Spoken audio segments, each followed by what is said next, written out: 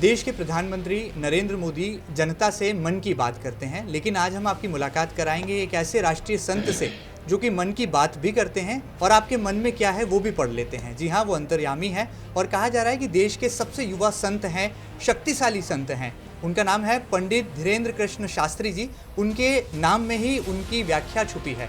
कहा जाता है कि धीरेन्द्र यानी कि जिनमें धैर्य है, धीरज है, इंद्र के समान नवरंग हैं, कृष्ण जैसी नटखट उनकी लीलाएं हैं और ये भी कहा जा रहा है कि शास्त्री हैं तो शास्त्रों का एक अपार ज्ञान भी है। आइए मुलाकात करते हैं धीरेन्द्र कृष्ण शास्त्री जी से, जो कि इन दिनों सीधे तौर पर कहें तो बागेश्वर धाम सरकार के नाम से जाने पहचाने जा रहे हैं और देश और दुनिया में उनके नाम ने तहलका सा मचा दिया है। आदरणीय गुरुदेव, आपका बहुत बहुत स्वागत है एमपी न्यूज़ के इस खास सेगमेंट। जय श्री राम। पूरी एमपी न्यूज़ की टीम को, सभी दर्शकों को बहुत बहुत साधुवाद। बागेश्वर बालाजी कृपा।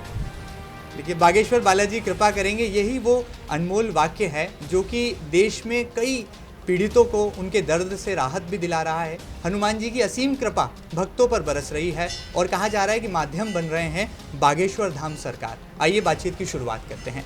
गुरुदेव, हमने सुना है कि आप अंतर्यामी हैं, मन की बात भी पढ़ लेते हैं और देश के प्रधानमंत्री मोदी जी तो मन की बात करते हैं, लेकिन आप पढ़ कर के मन की बात करते हैं और समस्याओं को समाधान तक ले जाते हैं। कैसे ये कर पाते हैं? कहाँ से आपको ये प्रभु कृपा, हनुमान जी की कृपा मिलती है? जी, बागेश्वर धाम एक प्राचीन स्थल है। यहाँ परंपरानुअंतर्गत दरबार लग रहा है और ये खूबी या शैली या चमत्कार हमारे पास नहीं है, बागेश्वर धाम स्थान पर है। और स्थान की कृपा के कारण जो हमें प्रेरणा लगती है, उसे ये लोग कह देते हैं कि ये मन की बातें पढ़ ली, सत्य बता दी, चमत्कार कर दिया। तो लोगों की दृष्टि में जरूर हम करता हुआ दिखाई पड़ रहे हैं, पर करने वाले श्री बागेश्वर बालाजी और हमारे गुरुदेव हैं। हम तो उनके दास हैं, छोटी सी कूड़ा माटी है। लोगों को उनकी ही बातें जो वो हमें चर्चा करते हैं, तो बालाजी हमें जो प्रेरणा देते हैं हम बता देते हैं और भगवत कृपा से सत्य हो जाता। लेकिन हमारा अक्सर सूत्र रहा कि समस्या आपको है तो समाधान भी आप है, बस उसके स्थान का नाम बागेश्वर धाम है। बहुत बड़ी बात है। अच्छा, हमने बार बार सुना है आपके श्रीमुख से कि सन्यासी बाबा कृपा करेंगे, गुरुदेव महाराज जो दादा गुरुजी हैं उनकी कृपा बरसेगी और बागेश्वर बालाजी जो हैं वो आपके जीवन के हर दुख को हर लेंगे जी। तो ये जो छतरपुर एक आकर्षण का केंद्र पूरे भारत वर्ष में बन रहा है, क्या आप मानते हैं इसको? क्योंकि वो गांव, जिस गढ़ा गांव से आप आते हैं जी, एक दौर था जब वहाँ पर विकास भी अवरुद्ध था। आज आपकी इन तमाम लीलाओं की वजह से या कहा जाए आपकी अपार शक्तियों की वजह से वहाँ पर देश के दूर दराज के इलाकों के लोग पहुँच रहे हैं। इसको कैसे देखिए? अपार शक्तियाँ श्री बागेश्वर बालाजी की हैं और यह दरबार परंपरानुअंतर्गत लग रहा। पूज्य दादा गुरुजी हमारे पिताजी के पिताजी हैं। 3 पीढ़ियों से दरबार लग रहा, तो सभी गुरुजनों का स्मरण करते हैं और हम में तो कोई शक्तियाँ नहीं हैं, पर अपार शक्ति के मालिक श्री बागेश्वर बालाजी हैं। हनुमान जी के लिए लिखा अष्ट सिद्धि नवनिधि के दाता। हनुमान जी महाराज अष्ट सिद्धि और नवनिधि के दाता हैं। तो दादा गुरुजी हमारे पिताजी के पिताजी हैं, जो सन्यासी बाबा हैं। शायद आप ये पूछना चाह रहे हैं कि ये कौन है? सन्यासी बाबा हमारे और दादा गुरुजी के गुरु हैं, जिन्हों के ऊपर प्रथम कृपा बागेश्वर बालाजी की हुई थी।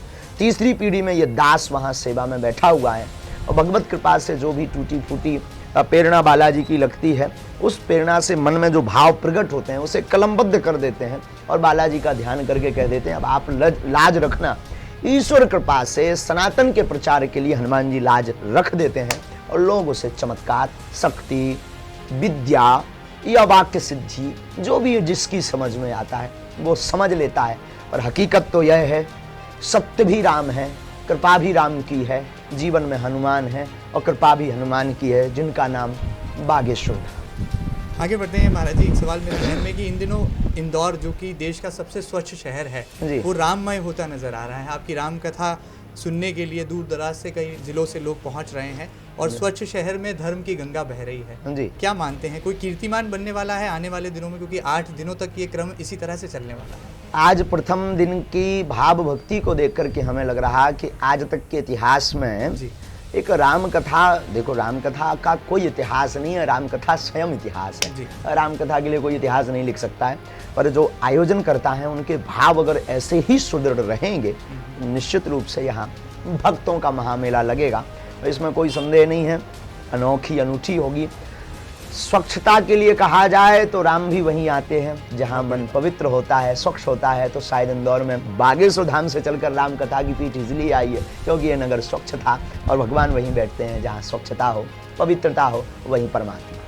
इतनी कम उम्र में आपको ये जो सिद्धि प्राप्त हुई, जो तपस्या आपने की, जो साधना आपने की, और जो बागेश्वर बालाजी, एक तरह से कहा जा सकता है कि उनका दिल जो है वो आपके अंदर धड़कता है। ऐसी अभिव्यक्ति जब आप राम कथा का वाचन करते हैं तो जो है श्रद्धालुओं को, पांडाल में बैठी महिलाओं को होता है।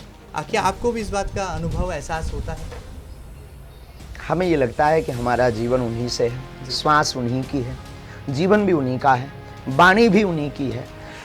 यूं मान करके चलिए कि माइक की जिस प्रकार कोई महिमा नहीं होती जब तक कोई टैप ना लगा हो अथवा कोई बोलने वाला ना हो, तब तक कितनी भी बड़ी महंगी लाइट हो, कितना भी बड़ा सेटअप हो, माइक अपनी मौजूदगी नहीं दर्शा सकता। उसी प्रकार बागेश्वर धाम पर इस दास का जीवन है। जब तक बागेश्वर बालाजी अपनी अनुभूति नहीं करवाएंगे तो हमारी अपनी कोई उपस्थिति दर्ज नहीं होगी। और सत्य भी यह है कि बोलने वाले भी वह हैं, बुलवाते भी वह हैं, लीलाएं भी वही करते, पुरुष हो या स्त्री अथवा अन्य भी कोई हो जो दर्शन करता है, जरूर वो किसी दृष्टि से कर रहा हो, पर हम तो उनमें ही हनुमान देखते हैं और हमें लगता है कि उनकी दृष्टि अति पवित्र है, उनकी दृष्टि में हनुमान है, इसलिए वो जो है हम में भी कई बार गुरु कृपा को देख लेते हैं या भगवत हनुमत कृपा को देख लेते हैं। आगे बढ़ते महाराज जी, मेरे जहन में एक सवाल है, मुझे लगता है जनमानस भी जानना चाहेगा। आज का दौर आधुनिक युग का बदलता परिवेश है जी। और ऐसे में आपने संत समाज में एक नवाचार भी लाकर खड़ा किया है, क्रांति लाने का विचारों के माध्यम से एक प्रयास किया है। हमने आपके श्रीमुख से सुना है कि मंत्र चिकित्सा एक ऐसी पद्धति है जिससे सही मायनों में किसी भी मानव शरीर को संतुलित किया जा सकता है, स्वस्थ दिशा में ले जाया जा सकता है। इसको कैसे परिभाषित करेंगे? क्योंकि बड़े बड़े वैज्ञानिकों ने जब आपके श्रीमुख से ये बात सुनी तो कहीं ना कहीं एक विचारणीय पहलू जो है सामने आता है। बहुत सुंदर प्रश्न है। पद्धतियां आदिकाल से आपके पास जो आपका जो प्रश्न है ये बहुत सुंदर प्रश्न है, नवीन प्रश्न है हमारे लिए। जीवन में बहुत सी पद्धतियां हैं, शल्य चिकित्सा है, आयुर्वेद चिकित्सा है, होम्योपैथी चिकित्सा है और वैदिक परंपरा में आदिकाल से मंत्र चिकित्सा थी। मंत्र तपोबल के आधार पर बड़े बड़े ऋषि मुनि महात्मा मंत्र सिद्धि से हजारों वर्षों तक, जैसे अभी वर्तमान में ही कलयुग में पूज्य श्री देवराहा वाले बाबा, श्री पूज्य रामकृष्ण परमहंस जी, स्वामी विवेकानंद, जिनकी कीर्तियां चरक सुश्रुत, इनके पास आयुर्वेद औषधि तो थी, आज भी आयुर्वेदिक औषधियां हैं, पर वो मंत्र चिकित्सा के साथ जब मिल जाती हैं तो वो डबल पावर में आ जाती हैं। यूं मान के चलिए गृहस्थ जीवन में पति हो पत्नी ना हो जीवन खाली खाली रहता है, जब दोनों मिल जाते हैं तो वो घर गृहस्थ बन जाता है, घर मंदिर बन जाता है। उसी प्रकार मंत्र चिकित्सा भी जीवन काल में, कर्म आप बहुत कर रहे हैं पर फल नहीं मिल रहा, इसके लिए आवश्यकता है मंत्र चिकित्सा की। दवा करवा रहे हैं, दवा काम नहीं कर रही है, फिर आपको आवश्यकता है मंत्र चिकित्सा की। बहुत संकल्प को प्राप्त करने के लिए आप उत्साहित हैं और आपने पृष्ठभूमि तैयार कर रखी पर पृष्ठभूमि को पकड़ नहीं पा रहे हैं, तब आपको जरूरत है मंत्र चिकित्सा की। डॉक्टरों ने, वैज्ञानिकों ने, लोगों ने कह दिया अब हमारे हाथ से बाहर बात है, वहां कोई अगर काम आता है उसका नाम मंत्र चिकित्सा, उसका नाम चमत्कार, उसका नाम कृपा, उसी का नाम सिद्धि, उसी का नाम वाक्य सिद्धि, उसी का नाम है साधना, उसी का नाम है तपस्या। यूं परिभाषित हम करना चाहेंगे इस मीडिया के माध्यम से कि जब कोई काम नहीं आता, जब इंसान बेसहारा हो जाता, तब जिस प्रकार कोरोना महामारी में विदेश में एक कोई देश है नाम स्मरण में, जो स्वास्थ्य व्यवस्था में नंबर 2 पर था, वहां लाशें नहीं उठा पा रहा था, तो उसने भी ऑटो मोड में देश को छोड़ दिया था कि अब तो परमात्मा बचाए। जिस परमात्मा को याद किया था वही मंत्र चिकित्सा बागेश्वर धाम पर है। हमारा सिद्धांत है कि आओ लौटें सनातनीय प्राचीन संस्कृति की ओर, ताकि आपको इतना परेशान ना होना पड़े। पुराने जमाने में बीमारियां थीं पर इतने बीमार नहीं थे, आज के जमाने में बीमारियां कम है, बीमार बहुत ज्यादा हैं। ऐसी परिस्थिति से निकलने के लिए मंत्र चिकित्सा बहुत आवश्यक है और कहीं ना कहीं वाणी से परिभाषित करना मंत्र चिकित्सा को सठता होगी, मूर्खता होगी, करके बताना बहुत अच्छा होगा और उसका परिणाम बागेश्वर धाम पर और अन्य महापुरुषों के मार्गदर्शन में अनवरत चल रहा है। महाराज जी, हमने तब तक देखा था कि सरकार का दरबार लगता है, प्रशासन का दरबार लगता है, पुलिस का दरबार लगता है, लेकिन आपने पहली बार ये करके दिखाया कि इतनी कम उम्र है कि युवा संत का भी दरबार लगता है। उस दरबार में लाइन लगती है, नंबर आने के लिए लोग इंतजार करते हैं कई सप्ताह तक। तो ये कैसे हो पाता है? और इसका जो कहना चाहिए क्राउड मैनेजमेंट, हम जब मैनेजमेंट पढ़ते हैं तो क्राउड मैनेजमेंट एक बहुत बड़ी विधा है जिस पर देश भर में रिसर्च, दुनिया भर में रिसर्च हो रहे हैं। तो क्या मानते हैं कैसे कर पाते हैं छतरपुर जैसे छोटे से गांव में इतना बड़ा काम। ग्राम गढ़ा में बागेश्वर धाम पर प्रत्येक मंगलवार को लगभग 1 से 1.5 लाख लोग आते हैं। वर्तमान में कोई व्यवस्था नहीं है वहाँ, मैनेजमेंट के लिए कोई भी तौर तरीके नहीं अपनाए गए हैं, सिर्फ भगवत कृपा से चल रहा है। अभी यूँ मान के चलिए ये भी मंत्र चिकित्सा पर छोड़ दिया गया है, लेकिन आगे भविष्य में लौकिक व्यवहार में उसको सजाने संवारने की तैयारी में है। और दरबार की बात रही तो दरबार का अर्थ है जिस द्वार पर जाने के बाद बार बार आना ना पड़े, उसी का नाम दरबार है। अथवा जिस द्वार पर जाने के बाद अन्न दर दर भटकना पड़े, ना भटकना पड़े, उसी का नाम दरबार है। तो हमें लगता है कि अन्य दरबारों की भी आवश्यकता है, पर भगवत दरबार की भी आवश्यकता है। जो अंतिम दरबार कह लें या प्रथम दरबार कह लें या जैसे सभी दरबारों का उपार्जन का दरबार कह लें तो अतिशयोक्ति नहीं, उसका नाम बागेश्वर बालाजी का दरबार है। महाराज जी, हमने देखा है कि आप अक्सर आपके चेहरे पर एक अनूठी मुस्कान होती है और जब आप जो श्रद्धालु आपके सामने पहुंचते हैं उन्हें आप कहते हैं थोड़ा करीब आओ, फिर आप उन्हें अंग्रेज़ी भाषा में कहूँ तो ऑब्जर्व करते हैं, फिर आप पर्चा लिख देते हैं। तो जब ये आप कर रहे होते हैं तो कभी ऐसा कोई पल आया कि आपको गुस्सा आया हो कि जो सामने आपके बैठा हो और कोई गलती या कोई त्रुटि करके बैठा हो? तो हमने हमेशा आपको क्योंकि मुस्कुराते देखा है, महाराज जी का गुस्सा जो है जनता ने नहीं देखा या हमें नहीं, क्रोध आता भी है। अवगुणों से भरे पड़े हैं, कोई ऐसा संसार का अवगुण नहीं जो हम में ना हो। समस्त अवगुण है, सठता भी है, मूर्खता भी है, तो बड़ा और ये आपकी भाषा है। लेकिन हमें लगता है कि जब कोई बहुत ज़्यादा भगवान को लेकर के कुछ वो करता है, धर्म की जब बात आती है या कोई माता पिता की बात आती है कि माता पिता को छोड़ करके कोई बहुत ज़्यादा एकांत में या उनके विरोध में होता है, तब हमें बहुत ज़्यादा आवेश आता है। पर हमें लगता है कि क्रोध प्रत्येक परिस्थिति का उपाय नहीं है, मौन और मुस्कुराहट प्रत्येक परिस्थिति का उपाय है। भगवान कृष्ण ने मुस्कुराहट हमें सिखाई है। भगवान कृष्ण गीता के उपदेशक, महाभारत काल में जहाँ लाखों लाशें गिर रही थीं तब भी उन्होंने मुस्कुराना नहीं छोड़ा। द्वारका के राजा बने तब भी उन्होंने मुस्कुराना नहीं छोड़ा। जन्म लेकर के, अवतार लेकर के मथुरा से, जेल खाने से गोकुल गए तब भी मुस्कुराना नहीं छोड़ा। गोकुल से वृंदावन गए तब भी मुस्कुराना नहीं छोड़ा। वृंदावन छोड़ करके मथुरा गए तब भी मुस्कुराना नहीं छोड़ा। 16,108 विवाह की एक छोटी सी दिव्य लीला की, उसमें भी मुस्कुराना नहीं छोड़ा। अपने ही परिवार को अपने सामने बद होते देखा तब भी मुस्कुराना नहीं छोड़ा। मानो भगवान कृष्ण कहना चाहते हो, मुस्कुराहट जीवन का एक ऐसा सूत्र है, जिसने मुस्कुराना सीख लिया। शायद हमने किसी से सुना था, कैमरा पुराने ज़माने में जब कैमरा चलता था तो वो कहता था उसे 2 शब्द सीखने पड़ते थे, कितना भी बड़ा अनपढ़ हो, प्लीज़ स्माइल मी, कृपया आप मुस्कुराइए। फिर जब फोटो वो धुल करके रील करके आती थी तब बड़ा खुश होता था व्यक्ति। तो हमें लगा कि एक पल के मुस्कुराने से जब फोटो अच्छी आ सकती है तो ज़िंदगी भर मुस्कुराती रहिए, ज़िंदगी भी बहुत अच्छी आएगी। हमें लगता है मुस्कुराते हुए आप जिएंगे तो कभी मौत आएगी तो वो भी शर्माएगी कि मैं किस बादशाह को लेने आ गया। महाराज जी, हनुमान जी के जो है बहुत बड़े साधक हैं। देश में राम मंदिर निर्माण शुरू हो चुका है, क्या खुशी हुई आपको उस दिन जब राम मंदिर निर्माण की पहली ईंट रखी गई? और अब जब काशी और मथुरा की भी बात की जाए, क्या कहेंगे? आपकी अकिंचन को जैसे धन मिल जाता है, बिछड़े हुए यार को जैसे प्रियतम मिल जाता है, पुत्र को जिस प्रकार माँ का अंक मिल जाता है, भक्त को जिस प्रकार भगवान मिल जाता है, प्यासे पपीहा को सीप की बूंद मिल जाती है, स्वाति नक्षत्र की बूंद मिल जाती है, वैसे ही हमें तो लगता हमारे साथ साथ पूरे भारतवासियों को जिस दिन 5 तारीख थी, अप्रैल का महीना था, दोपहर में 12 बज रहे थे, देश के माननीय प्रधानमंत्री जी जब साष्टांग दंडवत राम के दरबार में कर रहे थे, तब लग रहा था आज पूरा विश्व हमारे राजा राम के चरणों में झुक गया है, पूरा देश राजा राम के चरणों में झुक गया। इसमें यही कहेंगे सनातन की जीत, और यहाँ से पूरे देश में सनातनी हिंदुत्व का डंका बजना शुरू हो गया। ये न्यू राम मंदिर की नहीं, ये न्यू हिंदू राष्ट्र की रखी गई है, ये न्यू सत्य की रखी गई है, यह न्यू राम के आदर्श की रखी गई है। और राम मंदिर का बनना मतलब पूरे भारत को फिर से अलग जगा करके राम राज्य लाने की तैयारी है। बहुत बड़ी बात है कि युवा संत जब राम मंदिर को लेकर इतना बेबाक बयान देते हैं तो वाकई में देश भी यहाँ पर जो है उनकी इस भावना का सम्मान करता है। और मुझे भी व्यक्तिगत तौर पर लगता है यदि धर्म में आस्था है तो राष्ट्र प्रेम भी जो है खुद ब खुद अभिव्यक्त हो जाता है। गुरु महाराज जी, ज़्यादा समय नहीं लूँगा, लेकिन आगे बढ़ते हैं क्योंकि युवा संत हैं और मुझे ऐसा जो है ईश्वर ने अवसर दिया है कि मैं आपसे साक्षात्कार कर सकूँ, सवाल कर सकूँ।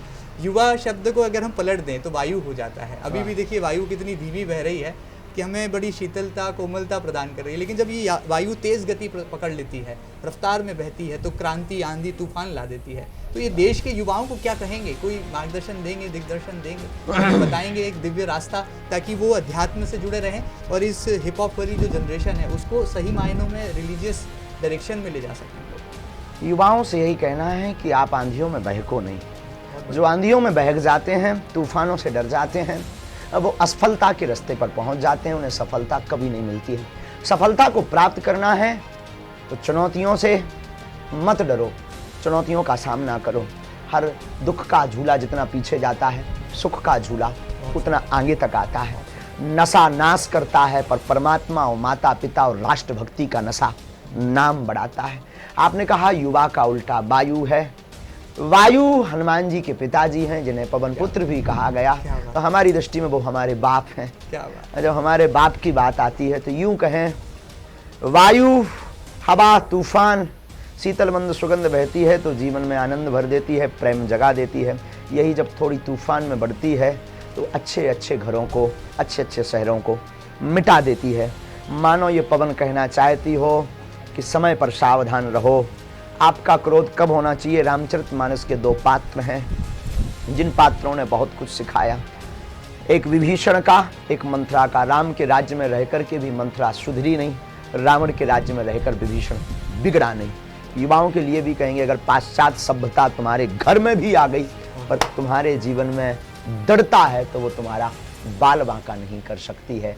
और युवा वायु है, खूब दौड़ो हवा की भांति, खूब उड़ो, गगनचुंबी बनो, आसमान को छुओ, पर उस छूने में इतनी हल्काहट बनी पर रहे कि जब भी माता पिता के सामने जाएं तो उनको बेटा लगे, गुरु के सामने जाएं तो उनको शिष्य लगे, श्रेष्ठ के सामने जाएं तो उनको बालक लगे, आचार्य के सामने जाएं तो उनको शिष्यत्व नजर आवे। यही बड़प्पन है, यही युवाओं को दास का प्रेरणा और निवेदन है। अब सब बहको मत, डिप्रेशन में मत जाओ, तनाव मत लो। तनाव युक्त होने के लिए राम कथा पढ़ो, माता पिता की सेवा करो, यही सार है। टीवी पर आने वाले हमारे जैसे हीरो नकली हीरो हैं, असली हीरो तो तुम्हारे माँ बाप और तुम्हारे गुरु। हमने जैसे आपको बताया कि संत समाज में नवाचार के लिए भी पंडित धीरेन्द्र कृष्ण शास्त्री जी सार्थक और सकारात्मक पहल और कदम बढ़ा रहे हैं। उन्हीं तमाम पहल में से एक है कि वो आने वाले दिनों में वनवासी क्षेत्रों में डेरा डालने वाले हैं, क्योंकि शहरों में, गांवों में तो धर्म का, अध्यात्म का बहुत प्रचार प्रसार हुआ है, लेकिन जो वनवासी वनों में निवास करते हैं उनकी चिंता भी जो है यहाँ पर बागेश्वर धाम सरकार ने की है। क्या पूरी इनकी योजना है, उसकी व्याख्या सीधे उनके श्रीमुख से जान लेते हैं। महाराज जी, मेरे मन में ये बहुत सवाल था जो कि अछूता सा रह गया, मुझे लगता है कि आप इसे परिपूर्णता की तरफ ले जाएं। बिल्कुल। जय श्री राम। हनुमान जी की ऐसी प्रेरणा लगी कि शहरों में, या आप सब तो बड़े बड़े कथाकारों की कथाएं सुन लेते हैं, विद्वान महापुरुषों के सानिध्य में रह करके सनातनीय संस्कृति, वैदिक परंपरा को जान लेते हैं और उसका निर्वाहन करके दृढ़ता का संकल्प ले लेते हैं। हकीकत यह है कि वन में रहने वाले हमारे आदिवासी, वनवासी लोग शहरों में आ नहीं पाते, भीड़ के डर के कारण, उनकी व्यवस्था के कारण, साधन व्यवस्था के कारण, और वो दक्षिणा दे नहीं पाते हैं। तो कुछ कथाकार या महापुरुष पहुंच नहीं पाते हैं साधन की अव्यवस्था को लेकर के।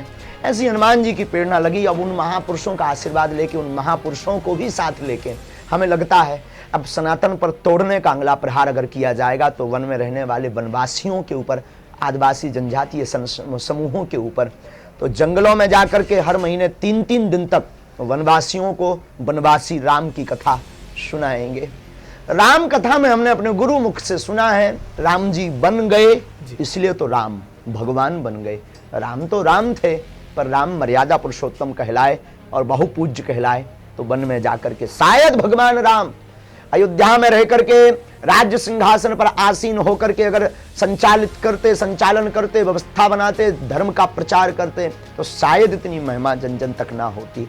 लेकिन भगवान राम ने उन लोगों को साथ लिया जिनका कोई नहीं था। तो तारीख 29 और 30 जून 1 जुलाई को प्रथम बार छतरपुर जिले के किशनगढ़ क्षेत्र के 40 गांव जो आदिवासी जनजातीय समूहों के हैं, जहां पर सरकारें भी जब चुनाव आता है तब पहुंचती हैं, लेकिन अपनी राम कथा उनके पास पहुंचे, वो फिर से सनातनीय संस्कृति से जुड़ने का दृढ़ संकल्प लेवे। उनको भी बहुत ज़रूरत है। उसका पूरा खर्च बागेश्वर धाम मंडल करेगा, पूरा शिष्य मंडल करेगा, भंडारे की व्यवस्था, टेंट की व्यवस्था से। हम तो यही कहेंगे, आओ उन लोगों के लिए भी हम कथा करें, उन लोगों के लिए भी कुछ करें जो कभी अपनी इन आँखों से देख नहीं पाते हैं। शहरों ने तो बहुत पाया होगा बड़े बड़े व्यासों को, आओ उनके पास भी चलें जिनके पास कोई पहुंच नहीं पाता।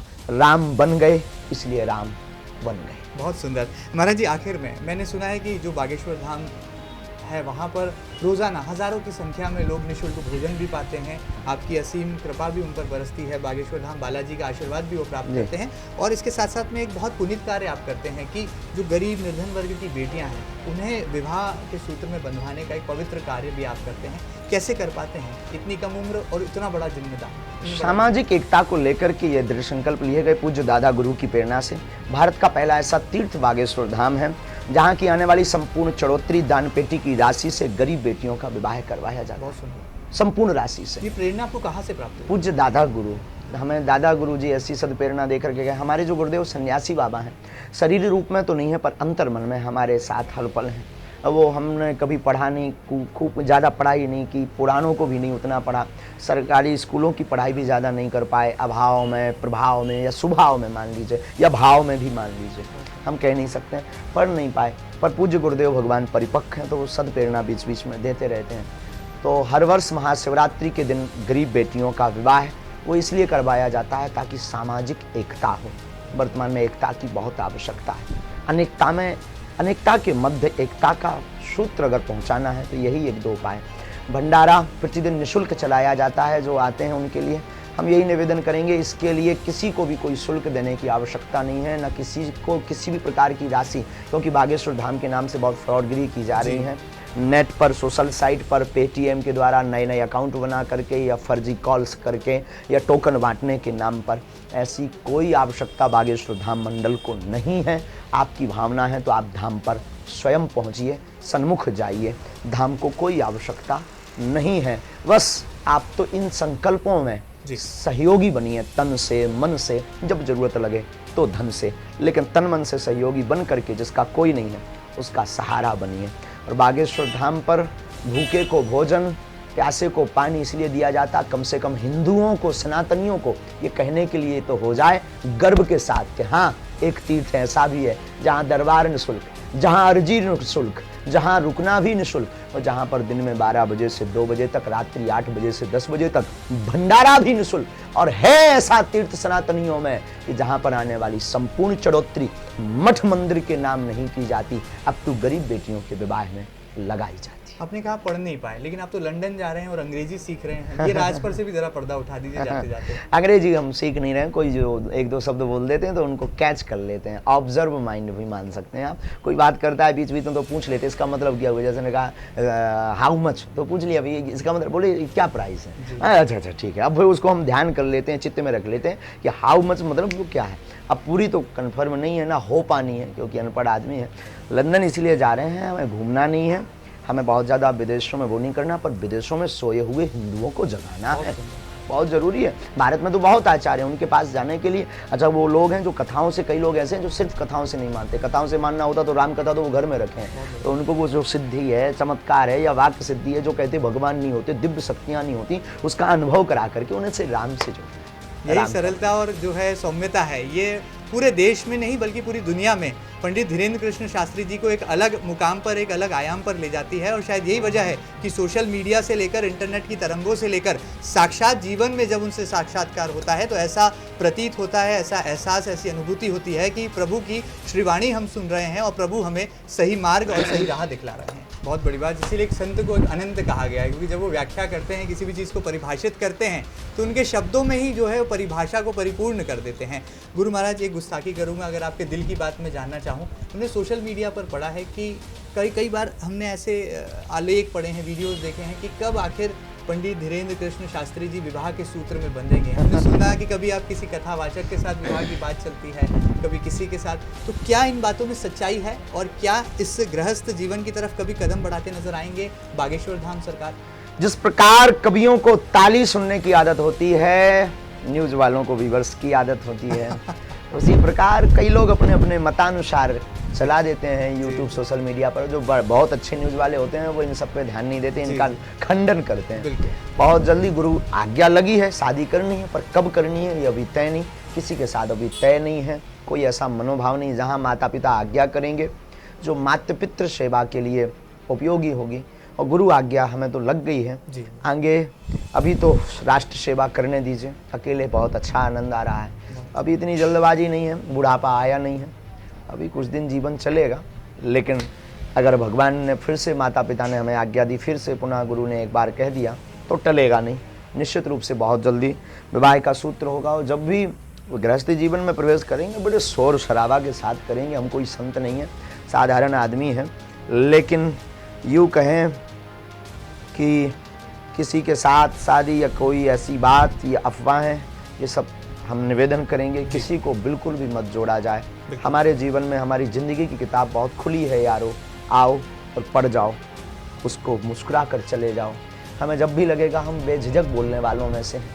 हमें ये भी विषय नहीं है कि आप हमारा सम्मान करो या हमारा अपमान करो। हमारा ध्येय यह है कि हम आपको बांट क्या सकते हैं, आप कितना लूट सकते हो। क्या बात है, क्या बात। सत्यमेव जयते इसीलिए कहा गया है, और हमारा संविधान भी यही सिखाता है कि जो सत्य है यदि उसे ही संप्रेषित किया जाए तो राष्ट्र निर्माण भी होगा, देशभक्ति का भाव भी जागृत होगा और धर्म की पताकाएं भी लहराएंगी। गुरु महाराज, जाते जाते एमपी न्यूज़ के दर्शकों को क्या कहेंगे आप? आपने अपने दिल की बात तो हमसे हमारे साथ साझा करी थी, क्योंकि लगातार एमपी न्यूज़ भी जो है बागेश्वर धाम की जो महिमा है, लीला है, उसे देश और दुनिया तक पहुँचाने का एक नेक काम, एक नेक कोशिश कर रहा है। और हम उम्मीद करते हैं कि आज के इस घोर कलयुग में, जब इंसान इंसान का दुश्मन है, मानव और मानव के बीच में संबंधों में विघटन, विडंबनाएं पैदा हो गई हैं, ऐसे में आप जैसे युवा संत जो कि शक्तिशाली संत बनकर उभरते हैं, जिन्हें देश के प्रधानमंत्री भी सुनते हैं, राष्ट्रपति भी सुनते हैं, कई राजनेता सुनते हैं और फिर उस रास्ते पर चलते भी हैं और वही मार्ग प्रशस्त करते हैं, क्या सही मायनों में भारत फिर सोने की चिड़िया वाला देश कहलाएगा?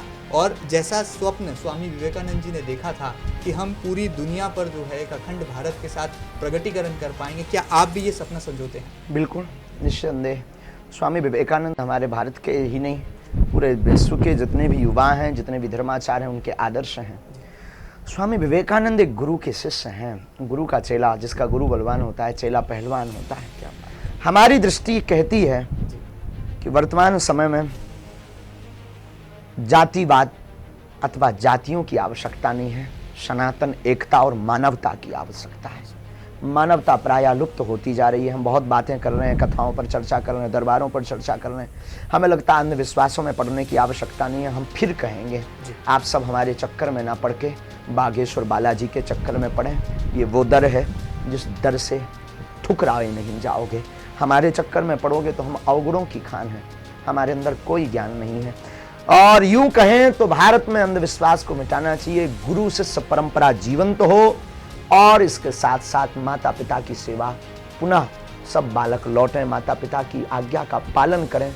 भारत विश्व गुरु बनेगा। सोने की चिड़िया था, बस कई बार सोने के ऊपर कालिख लग जाती है कुछ कलंकियों के कारण, उसको धोने की आवश्यकता है। जो वर्तमान समय में बहुरूप से बहुत महापुरुष, बहुत आचार्य, बहुत कथाव्यास कर रहे हैं, इसमें कोई संदेह नहीं। भारत के ऐसे ऐसे कथाव्यास ये काम कर रहे हैं कि हमें लगता है कि हमारी तो छोटी सी भूमिका गिलहरी जैसी है। बड़े बड़े नल नीलंगद काम कर रहे हैं, तो गिलहरी की भूमिका हमारे जैसी हमें लगता है सबको निभानी चाहिए, ताकि बहुत सारी गिलहरियाँ होंगी तो बहुत भूमिका निभ जाएगी और बहुत जल्दी भारत फिर से वो जो स्वर्ण के ऊपर जो कालिख पड़ गई वो उभर आए। क्या बात है। राम सेतु निर्माण में भी यही जो गिलहरियां हैं, इनकी भूमिका का वर्णन जो है आता है। और ऐसे में कहा जाता है कि जब भी संत देश को, राष्ट्र को, प्रदेश को, राज्य को कोई सही राह दिखलाते हैं तो वहाँ पर उन्नति, सफलता और विकास खुद ब खुद सामने आ जाता है। और जैसा कि संत श्री धीरेन्द्र कृष्ण शास्त्री जी लगातार कह रहे हैं कि उनके चक्कर में ना पड़कर आप बागेश्वर धाम बालाजी के चक्कर में पड़ें, लेकिन हम कह रहे हैं कि कोई नहीं है फिलहाल तो इनकी टक्कर में,